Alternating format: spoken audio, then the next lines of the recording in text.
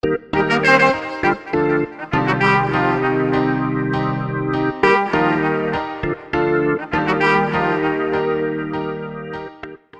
mí, yo tenía muchas ganas de conocerte, porque... Yo también tenía ganas de conocer a un gorila rosa. Bueno, eres una referencia para mí en recorridos vitales inesperados, ¿no? Creo que tú no sabías que ibas a ser alcalde. Ni de coña. Entonces, tenemos aquí varias palabras que hemos ido rescatando en estos últimos años que siempre cuando hablamos de emprendizaje recorremos estas palabras y salen estas palabras. Entonces tenemos un mapa por aquí donde te voy a pedir que elijas algunas de las palabras que para ti son importantes y que hagas un recorrido y que luego nos lo cuentes. Bueno, pues la primera palabra que he elegido es entorno. Yo es que soy muy de pueblo y soy de mi pueblo. Entonces, pues bueno, he nacido en Zalla, siempre he vivido en Zalla y evidentemente eso me influye. Y me ha influido toda mi vida y me seguirá influyendo toda mi vida. Soy tan de pueblo que, bueno, pues cuando acabé la carrera,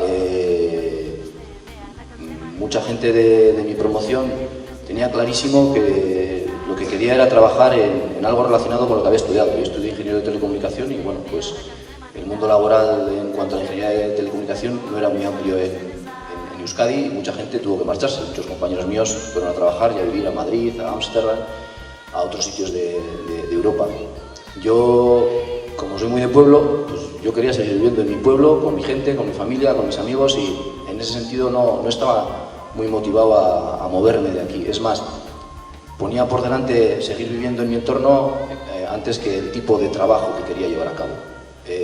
Todas las opciones son válidas, pero bueno, a mí mi entorno me condicionaba mucho y bueno, y tomé la decisión de quedarme aquí y acabé siendo investigador y profesor de la universidad, de alguna forma no por vocación, no porque estuviera empeñado en hacer eso, sino porque era una de las cosas, una de las vías que se me abrió en esa opción vital que tenía de seguir viviendo en el sitio en donde me gustaba vivir. Pero evidentemente el entorno en el que vives, cómo te relacionas con él, tiene mucha importancia en tu recorrido vital.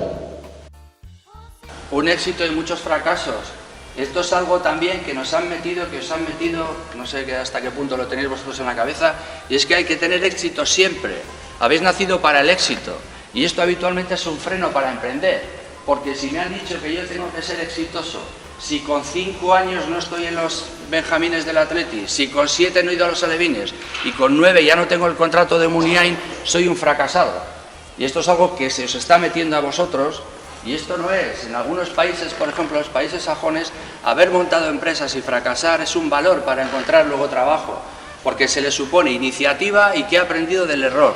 Aquí en cambio todos tenemos que ser altos, guapos, fuertes, exitosos. Quien juega al baloncesto, si no está en la selección de Vizcaya con 12 años, es un fracasado. Quien juega al fútbol, si en 12 años todavía está en el Zalla, que ya tiene mérito, es un fracasado.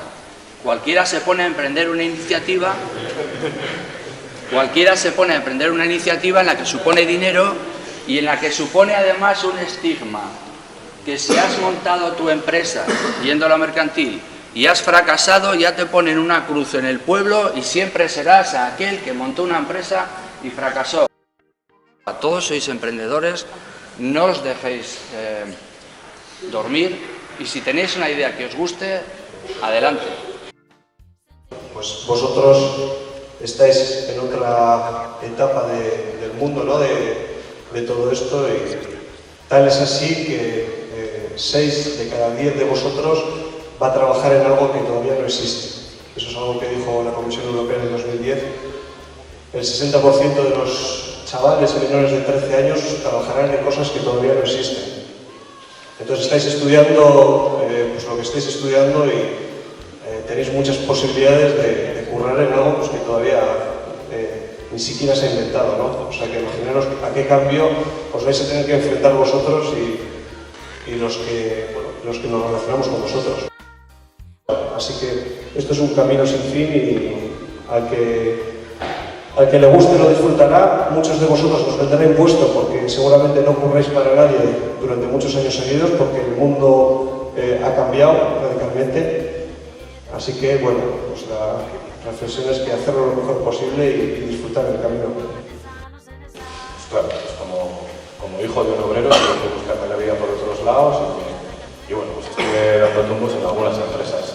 Trabajé en Euskaltel, trabajé en talleres de soldadura, trabajé en un montón de sitios porque hay que trabajar, pero ni una sola vez, ni un solo segundo estuve sin pensar en que realmente mi vocación es trabajar en algo con ruedas y personalmente, o sea, algo con ruedas que yo personalice, algo que yo consiga hacer que hable de mí allí por donde voy, ¿no?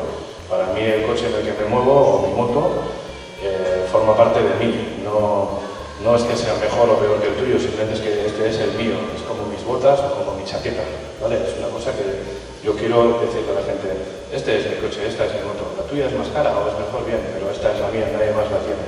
Entonces yo esto es lo que he intentado hacer siempre con mis coches o con mis motos.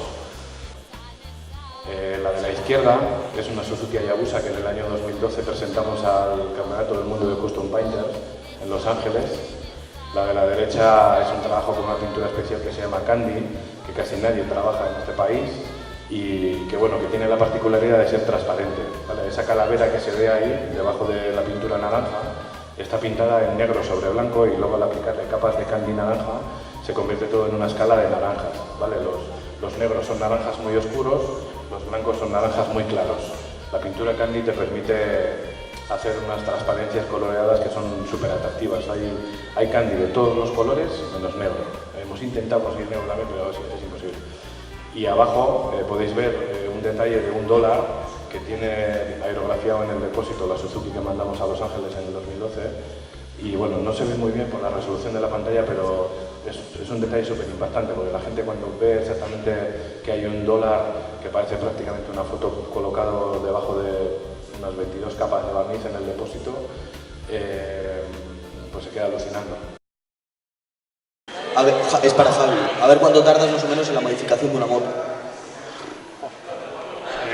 Bueno, la modificación de una moto, entiendo que modificación te refieres a algo estructural, porque últimamente se han endurecido bastante las leyes acerca de modificación de vehículos, entonces está más en desuso y se están prácticamente empezando a personalizar solo con pintura y ornamentos.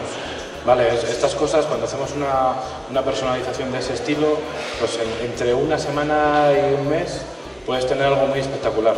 Cuando ya hacemos una moto desde cero, que construimos el bastidor y todo, pues ha habido motos que hemos tardado, la Omnibus esa que os he enseñado antes al principio, esa moto estuvimos 9 meses para hacer el primer modelo de carrocería. Es una pieza que se llama Master, pues solamente para acabar el Master tardamos 9 meses, que hubo que lijar a mano. Luego ya una empresa nos hizo unos moldes para poderlos fabricar en serie y ya se hizo rápido, pero solo para la carrocería 9 meses.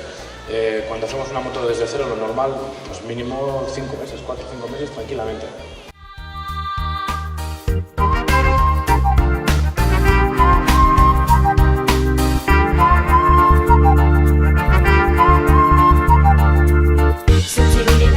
Desberdinetatik beste beharrak antzeman eta laguntza eskatzen ikasitakoan esan ozen ezak.